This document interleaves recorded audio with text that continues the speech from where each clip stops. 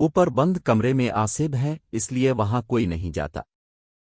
ये आज से तकरीबन 30 साल पहले का वाकया है जो मेरे साथ पेश आया था। मैं अपनी नौकरी के लिए सखर आया था। यहाँ मेरे मामू रहते थे, तो कुछ दिन में उनके घर ठहर गया कि जब तक कहीं और मेरा रहने का बंदोबस्त नहीं हो जाता।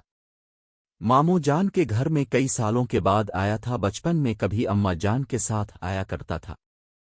अभी कुछ दिन ही गुजरे थे, नई नई नौकरी थी, मैं इसमें अलिफालजे हुआ था। एक रात में देर से घर लूटा। खाना खाकर मैं अपने कमरे की जानिब बढ़ा तो मुझे ऐसा महसूस हुआ कोई ऊपर की जानिब गया हो।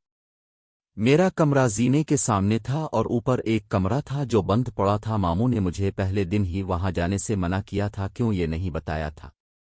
मैंने भी ज्यादा न पूछा, मगर इस वक्त कौन गया होगा वहां, ये सोचकर मैं ऊपर चला गया।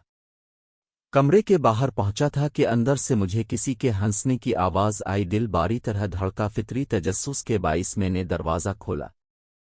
अंदर कोई भी नहीं था। मैंने नजर घुमाकर चारों जानिब देखा। कमरा अरसा बंद रहने की वजह से गर्द आलूदा हो रहा था। आवाजों को अपना वहम जान कर मैं पलटने ही लगा था कि मेरी मुमानी ने मुझे पीछे से पुकारा। मैंने चौंक कर देखा। मुझे हैरत भी हुई कि वो कभी सीढ़ियां नहीं चढ़ती थी फिर ऊपर, मगर उन्होंने कहा कि मुझे ऊपर आते देखा तो मेरे पीछे चली आए। मुझसे पूछा तो मैंने बताया कि मुझे लगा कोई यहाँ आया है, देखने चला आया।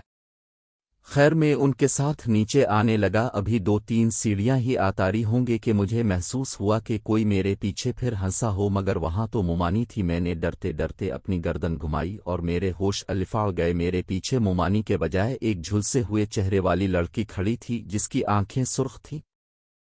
खौफ से मैं सीढ़ियों से नीचे गिर पड़ा। वो आहिस्ता आहिस्ता मेरे पास आ रही थी। मेरी आवाज हल्क में ही रह गई थी। बामुश्किल में चीखा तो मेरी आवाज पर मुमानी और मामू अपने कमरे से भागे आए। मेरी हालत बहुत गैर हो चुकी थी। मैं नीम बेहोशी में था, मगर मुझे वो लड़की अपने सामने महसूस हो रही थी। मामू शायद समझ चुके थे मुझे क्या हुआ है।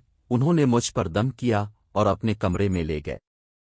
कुछ दिन बाद जाकर मेरी हालत बेहतर हुई। मैंने इस रात का तमाम हाल कह सुनाया तो मामू ने बताया कि ऊपर बंद कमरे में आसिब हैं, इसलिए वहां कोई नहीं जाता, मगर वो किसी को नुकसान नहीं पहुंचाते। तुमने शायद वो दरवाज़ा खोला होगा, इसलिए तुम्हारे साथ ऐसा हुआ। इसके बाद मैं जितना वक्त भी उनके घर रहा कभी जीने के पास भी खड़ा नहीं हुआ।